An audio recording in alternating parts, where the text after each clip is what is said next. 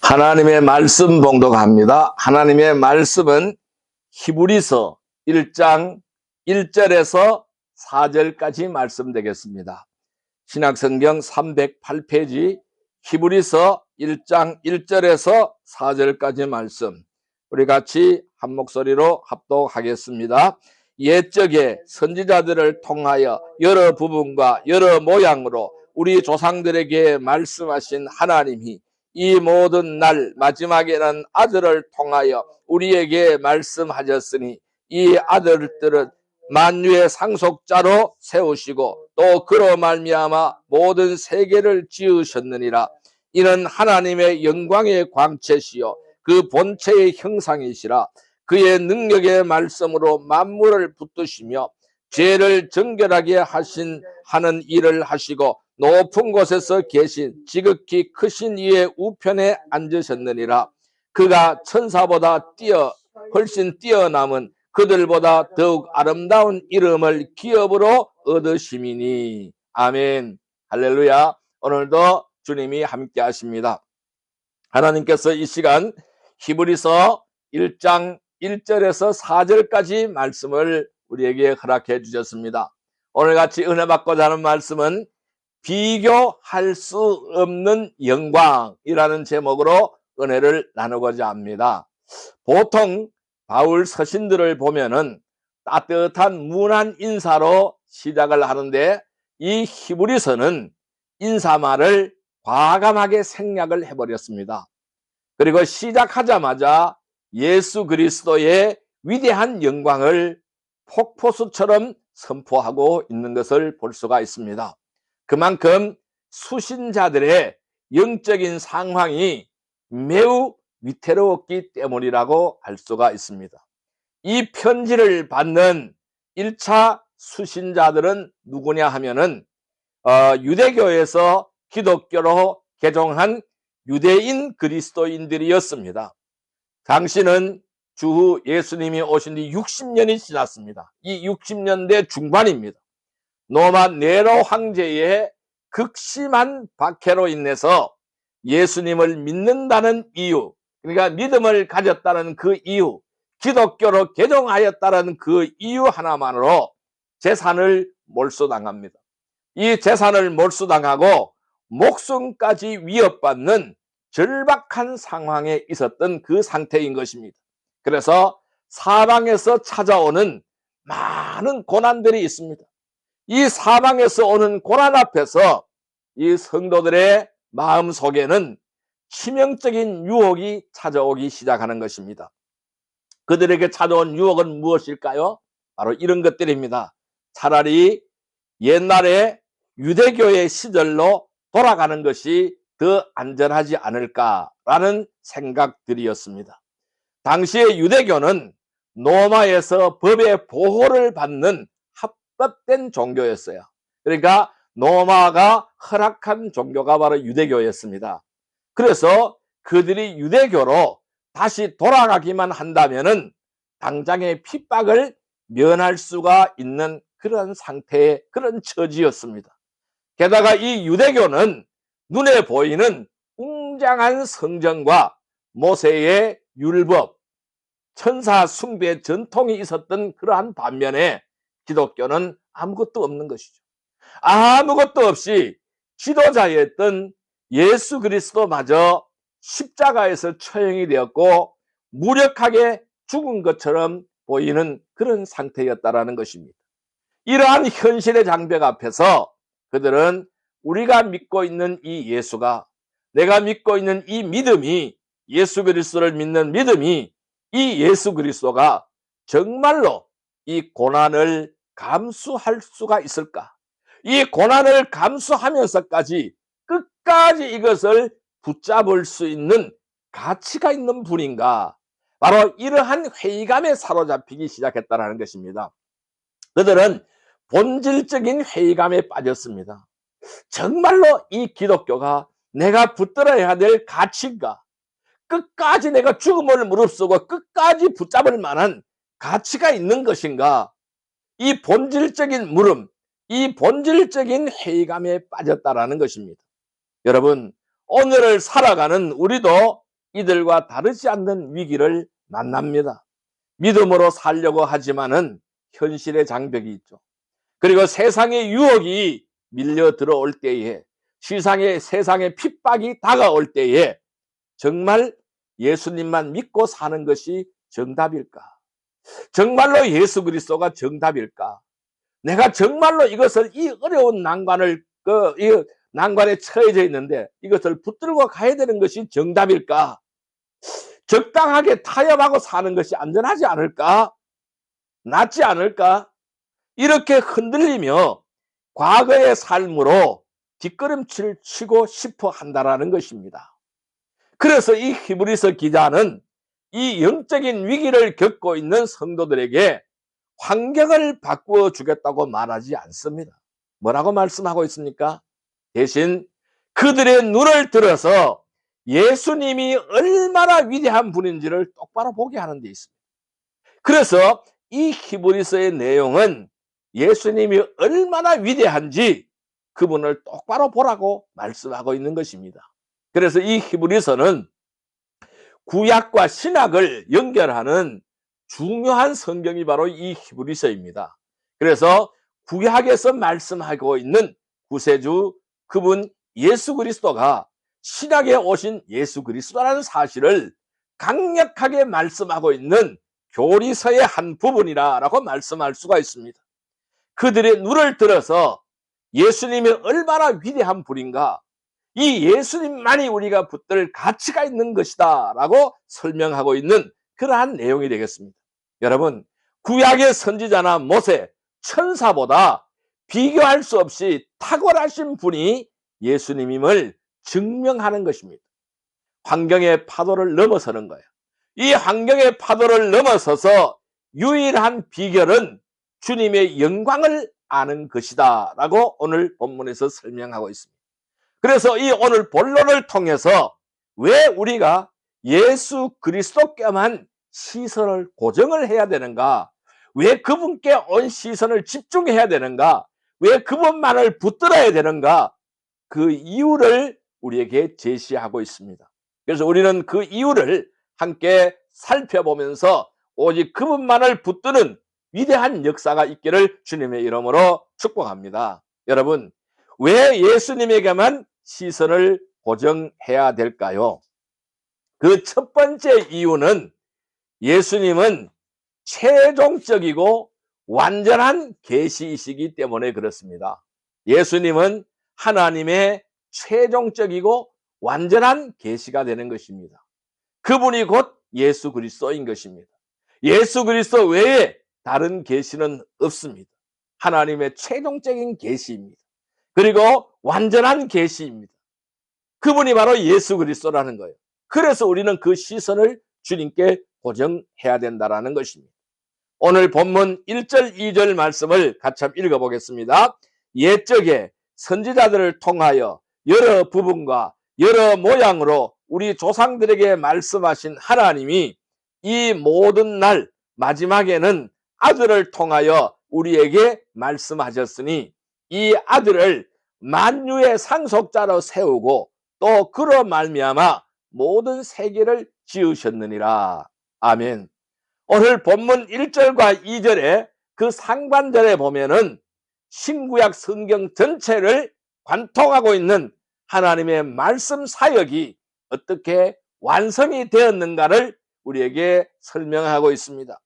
옛적에 뭐라 그랬어요? 옛적에 선지자들을 통하여 여러 부분과 여러 모양으로 우리 조상들에게 말씀하셨던 그 하나님이 이 모든 날 마지막에는, 이 모든 날 끝에는 아들을 통하여 우리에게 말씀하셨다. 이렇게 설명하고 있어요. 그 아들이 누굽니까? 예수 그리스도입니다. 그래서 하나님은 예수님이 최종적이고 완전한 계시라고 설명을 하고 있는 거예요. 더 이상의 계시는 없다라고 말씀하고 있는 거예요. 그게 하나님의 최종적인 계시가 누구냐? 예수 그리스도라는 거예요. 그럼 여기서 말하는 옛적은 무엇일까요? 옛적은 구약시대를 의미하는 것입니다. 하나님은 구약의 백성들에게 자신을 감추지 않았어요. 선지자들을 통해서 부지런하게 말씀하셨습니다. 그런데 어떻게 말씀하셨습니까? 오늘 이렇게 설명하고 있죠. 여러 부분과 여러 모양으로 말씀하셨다. 이러한 부분, 이러한 모양으로 말씀하셨다라고 설명하고 있습니다. 어떤 때는 꿈으로, 어떤 때는 환상으로, 어떤 때는 율법을 통하여, 어떤 때는 제사 제도를 통해서 조금씩 보여주셨어요. 그 조금씩 보여주신 것이 바로 뭐냐? 예수 그리스도를 보여주신 것입니다. 이것을 우리는 신학적인 용어로 점진적인 계시라고 설명할 수가 있습니다. 마치 거대한 이 1000피스짜리 퍼즐 조각을 역사 속에서 하나씩 나누어 주신 것 같다라는 것입니다. 그 구약의 성도들은 그 파편적인 퍼즐 조각을 보면서 장차 오실 메시아를 희미하게 바라볼 뿐이었다라는 것입니다. 완전하게는 모르는 것이죠. 그러나 2절에 보면은 위대한 반전을 선언하고 있습니다. 뭐라 그랬어요? 2절에 뭐라 그랬어요? 이 모든 날 마지막에는 아들을 통하여 우리에게 말씀하셨으니 그랬어요. 이 모든 날 마지막에는 아들을 통하여 우리에게 말씀하셨다라고 했습니다. 여기서 마지막은 단순하게 연대기적인 끝이 아닙니다. 구원의 역사가 결정적으로 성취되는 시기를 뜻하는 것입니다. 구원의 역사가 결정적으로 성취되는 그 시기가 마지막으로 표현하고 있는 것입니다.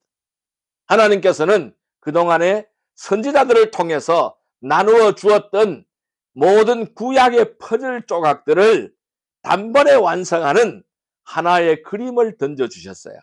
그 하나의 그림을 던져주셨는데 그분이 바로 아들 예수 그리스도라는 거예요. 그분을 주신 것입니다. 이것이 왜 유대인 그리스도인들에게 충격적일까요? 왜 놀라운 소식이었을까요? 여러분, 당시 유대인들은 선지자들을 신처럼 존경했어요. 그들이 전한 구약의 말씀에 절대적인 가치를 두었다라는 것입니다. 그런데 오늘 이 히브리서 기자는 그 대단한 선지자들도 전한 말씀조차 그림자라는 거예요. 일부분이라는 거예요. 파편이라는 거예요. 조각이라고 설명하고 있는 것입니다. 그런데 반면에 우리가 믿는 예수님은 하나님의 아들이다. 하나님의 본체라고 설명하고 있다라는 것입니다. 비유를 하자면은 구약의 선지자들이 전한 말씀이 왕이 보낸 편지라는 거예요. 그리고 왕의 신부님꾼이었다면은 예수 그리스도는 왕이 직접 우리를 찾아오신 사건이라는 거예요. 지금까지는 왕이 계속 편지를 보냈는데 이제는 그 편지가 필요 없다라는 거예요. 그 왕이 직접 찾아오셨다라는 거예요. 누구를? 우리를 위해 찾아오셨다라는 것입니다. 여러분, 종이 전하는 말과 주인의 아들이 직접 와서 전하는 말 중에 어느 쪽이 더 권위가 있고 확실하겠습니까? 종이 전하는 말보다는 아들이 전하는 말이 훨씬 더 가치가 있지 않겠어요? 사도 요한도 요한복음 1장 18절에서 이 사실을 이렇게 증언하고 있습니다. 요한복음 1장 18절의 말씀, 본래 하나님을 본 사람이 없으되 아버지의 품속에 있는 독생하신 하나님이 나타내셨느니라, 이렇게 설명하고 있습니다. 그러니까 그분이 하나님이라고 말씀하고 있는 것입니다.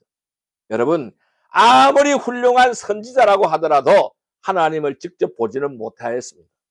오직 하나님과 본질이 같으신 아들 예수님만이 하나님이 어떤 분이신지, 또 우리를 향한 그분의 사랑이 어떤 것인지, 그리고 그분의 구원 계획이 무엇인가를 완벽하게 설명할 수 있고 완벽하게 드러낼 수 있다는 것입니다.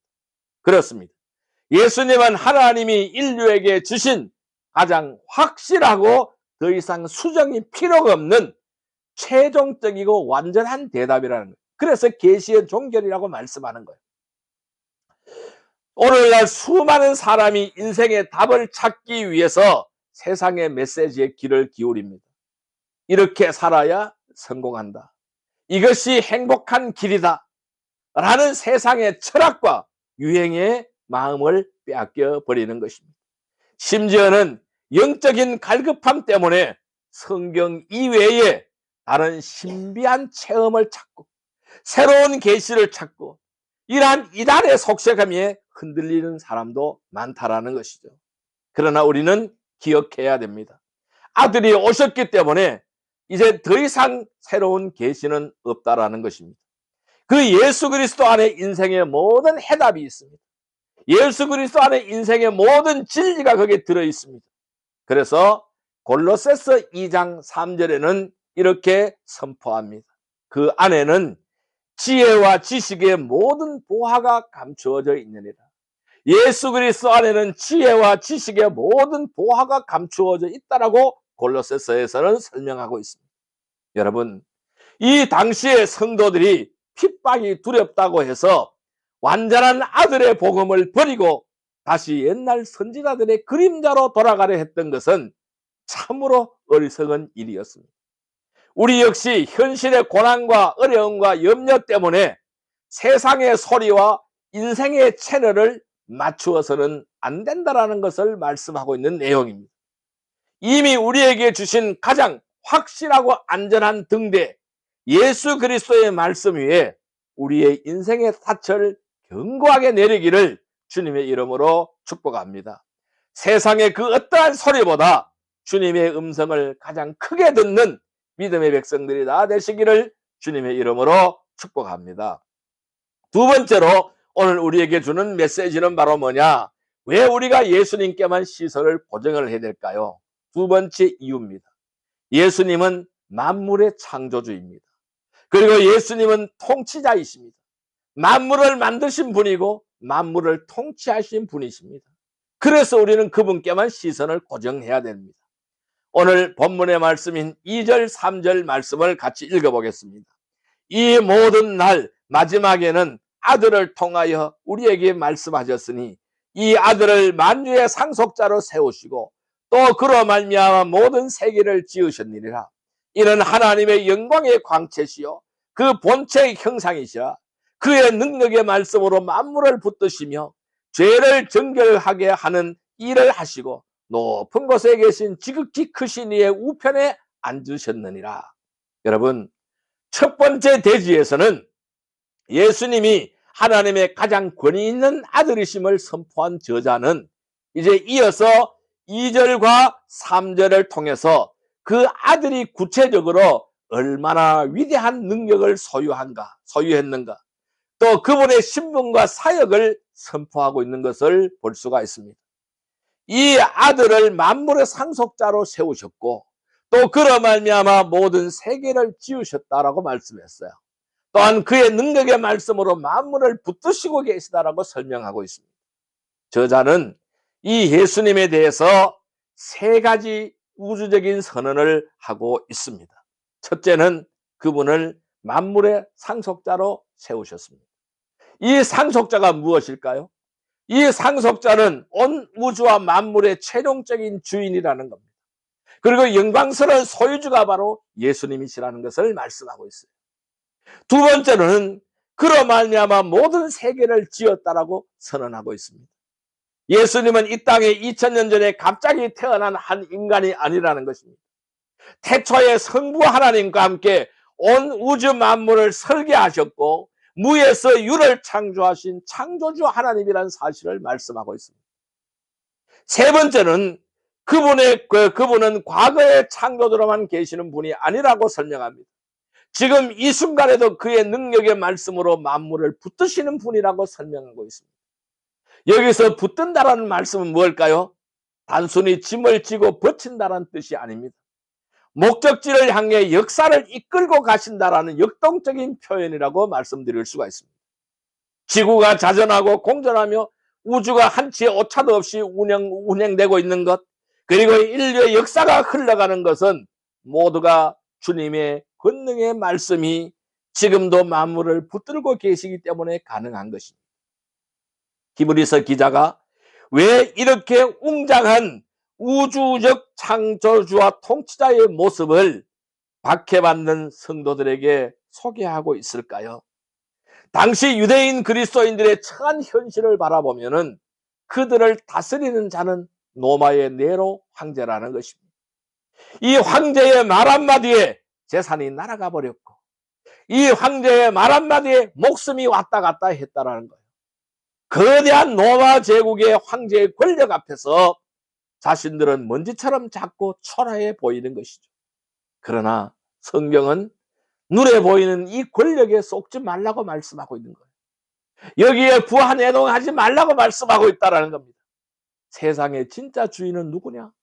로마 황제가 아니라는 거예요. 로마 황제도 세상의 제국도 결국은 하나님이 지으신 피조물에 불과하다라는 것이죠. 만물의 진짜 상속자는 누구냐? 통치자는 누구냐? 예수 그리스도 한 분밖에 없다라는 사실을 말씀하고 있는 것입니다.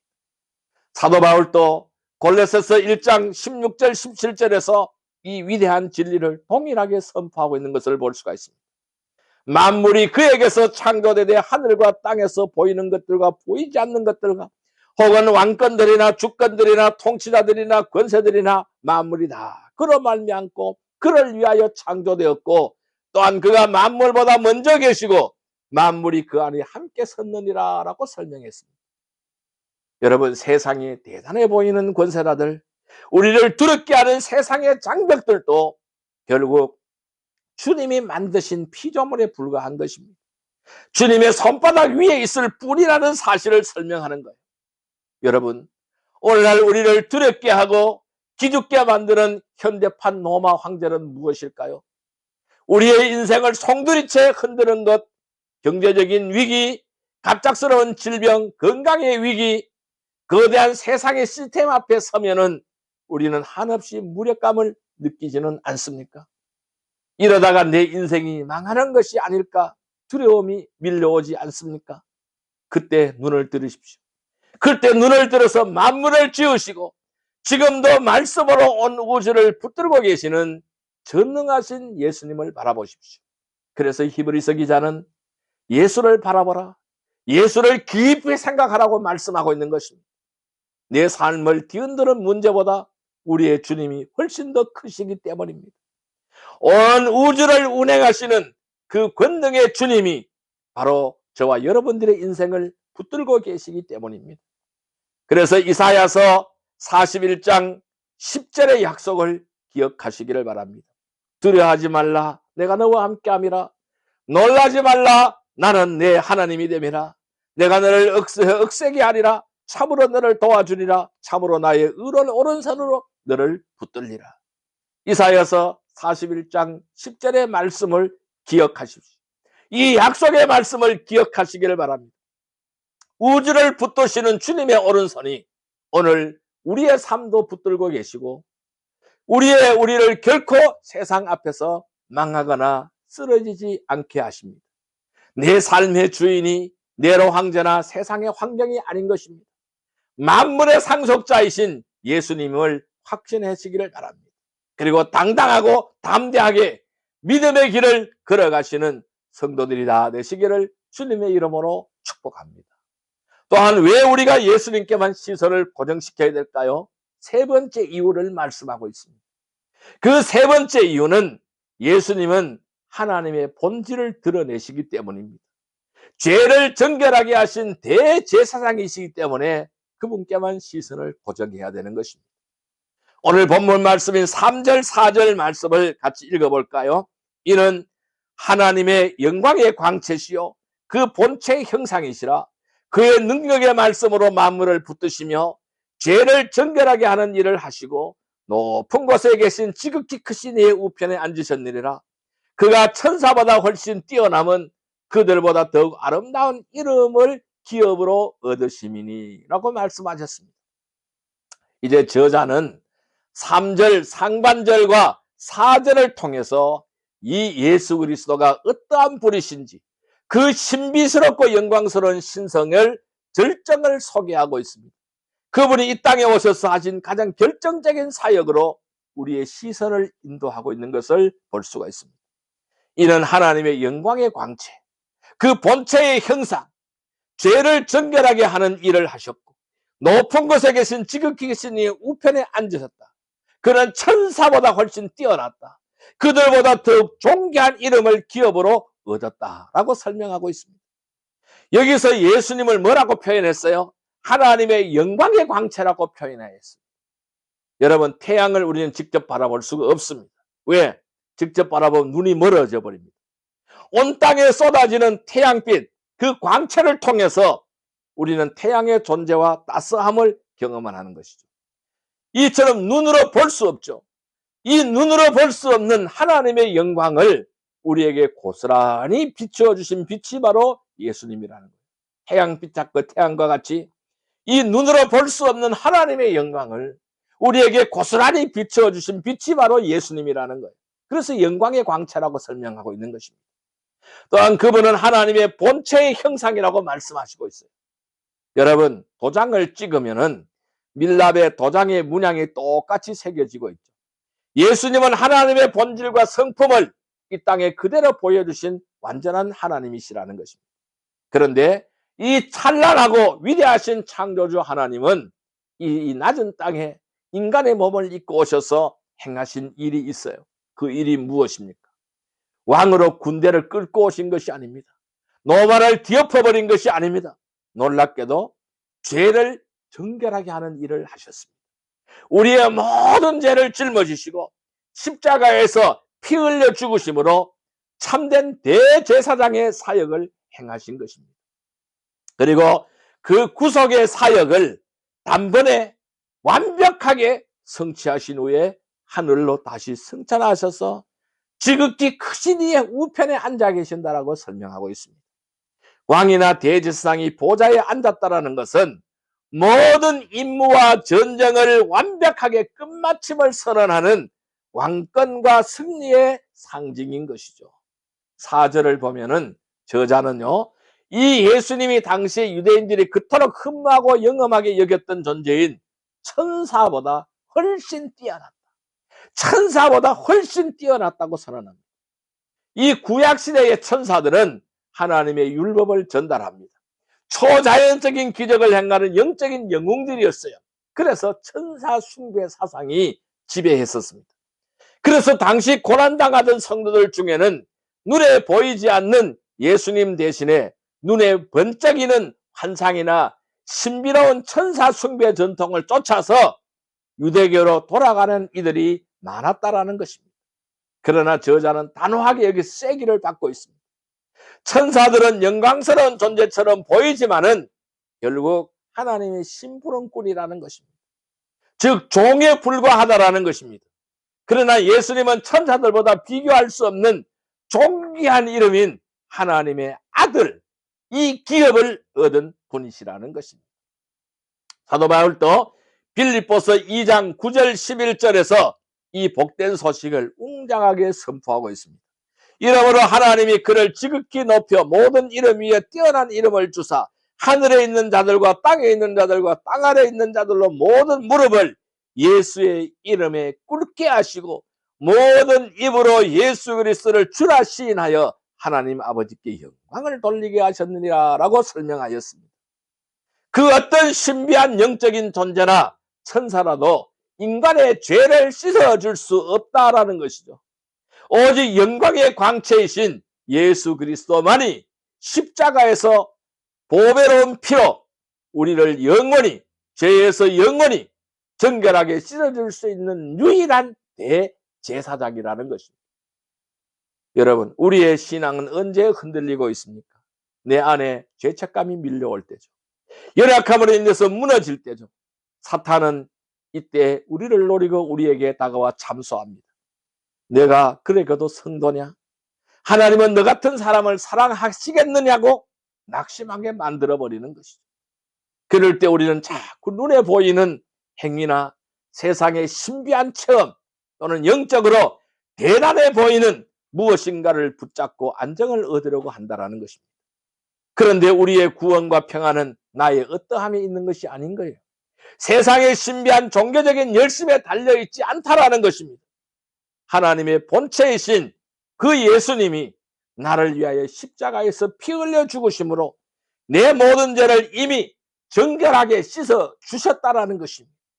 그리고 그 사역을 완벽하게 끝내셨기 때문에 지금 하나님의 보좌 우편에 당당하게 앉아 계신다라는 것입니다.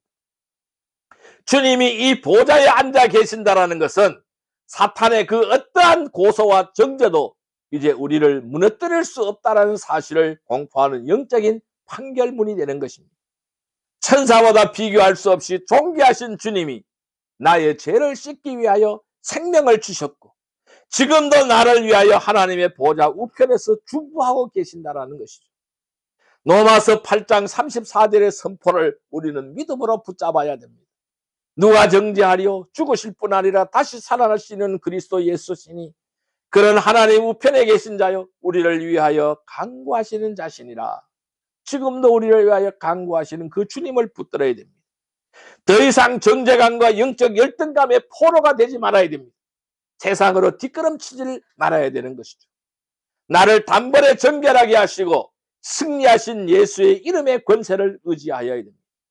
매일매일 정당당하게 죄를 이기고 세상을 이겨내는 거룩한 백성들이 되시기를 주님의 이름으로 축복합니다. 이제 말씀을 정리하겠습니다. 그럼 우리는 어떻게 하여야 할까요? 성도 여러분, 말씀을 맺고자 합니다. 오늘 우리는 히브리서의 웅장한 서론을 통해서 우리가 믿는 예수 그리스도가 얼마나 탁월하고 얼마나 영광스러운 분이신지 세 가지 복된 진리를 대면했습니다. 첫째 진리는 예수님은 구약의 선지자들이 파편적으로 전했던 그림자 계시를 끝내고 하나님이 우리에게 주신 최종적인 완전한 대답이십니다. 두 번째 진리는 예수님은 거대한 로마 황제나 세상보다 크신 분입니다. 온 우주 만물을 설계하신 창조주이십니다. 지금도 말씀으로 만물을 붙들고 계시는 통치자시라는 사실입니다. 세 번째 진리는 예수님은 하나님의 영광의 광채시고 천사들과도 비교할 수 없는 존귀한 분이시고 십자가에서 우리의 죄를 단번에 정결하게 하시고 하나님의 보좌 우편에 앉으신 승리의 대제사장이라는 사실입니다. 당시 히브리서 수신자들은 몰아치는 핍박과 삶의 무게 앞에 기가 죽어 있었습니다. 그래서 눈에 보이지 않는 이 예수님 대신에 눈에 보이는 화려한 성경과 천사 숭배가 있는 과거 유대교로 뒷걸음치려고 하였습니다. 오늘날 사탄이 우리를 흔드는 방식도 이와 똑같다라는 것입니다. 인생의 거대한 문제와 경제적인 위기, 세상의 거대한 유혹을 가져다 주며 우리의 마음에 속삭입니다. 예수님 믿는 것으로만 부족하다. 눈에 보이는 세상의 힘을 의지해라. 적당히 세상과 타협하며 안전한 길을 가라고 사탄은 말하고 있습니다. 그러나 그 세상의 어떠한 대단한 사람도 돈도 권력도 우리에게 영원한 구원과 참된 평안을 줄 수는 없는 것입니다. 세상의 것들은 결국 다 흔들립니다. 사라집니다. 피조물에 불과하기 때문입니다. 우리가 고난의 파도를 이겨내고 신앙의 경주를 완수할 수 있는 유일한 비결은 환경을 탓하는 것이 아닙니다. 만물의 주인이신 예수 그리스도의 영광을 똑바로 바라보는 것뿐입니다. 그분에게만 시선을 고정시키는 것입니다. 그러므로 이 한 주간 삶의 현장으로 우리가 나아갈 때 세상을 향해 당당하게 어깨를 펴야 됩니다. 온 우주를 붙드시는 주님의 강한 오른손이 저와 여러분들의 인생을 붙들고 계시는 것입니다. 십자가에서 우리의 모든 죄와 저주를 끝내신 주님이 지금도 하나님 우편에서 우리를 위하여 기도하고 계시는 것입니다. 세상의 염려와 유혹의 소리에 맞추어져 있던 우리의 인생의 채널을 과감히 꺼야 됩니다. 가장 확실하고 영광스러운 주님의 음성에 채널을 맞춰야 됩니다. 주님께만 시선을 고정해야 됩니다. 비교할 수 없는 영광의 주님만을 깊이 생각하며 어떠한 핍박과 환난 속에서도 흔들리지 않고 날마다 승리하는 복된 성도들이 다 되시기를 주님의 이름으로 축복합니다. 기도드리겠습니다. 하나님 아버지 감사합니다. 오늘 히브리서 말씀을 통해서 사망으로 우겨쌈을 당하는 고난 속에서도 우리가 끝까지 붙잡아야 할 이가 누구인지를 깨닫게 하시니 감사합니다. 세상의 수많은 소리와 유혹 속에서 방황하지 않게 하시고 오직 하나님의 최종적인 완전한 대답이신 예수 그리스도의 말씀 위에 우리의 인생의 닻을 내리게 하여 주옵소서. 눈앞에 보이는 거대한 장벽과 현실의 위기 앞에 낙심하지 않기를 원합니다. 온 우주 만물을 창조하시고 지금도 능력의 말씀으로 만물을 붙들고 계시는 전능하신 주님이 나의 삶 또한 붙들고 계심을 믿음으로 선포하게 하옵소서. 십자가에서 나의 모든 죄를 단번에 정결하게 하시고 승리하사 예수님이 보좌 우편에 앉으신 주님을 바라봅니다. 세상의 그 어떤 피조물보다 권세보다 탁월하시고 존귀하신 예수의 이름을 의지하며 이 한 주간도 정죄감과 두려움을 떨쳐버리고 당당하게 승리하는 거룩한 백성들이 되게 하여 주옵소서. 우리의 영원한 구원자이시며 삶의 주인이신 예수 그리스도 이름으로 간절히 기도드리옵나이다. 아멘.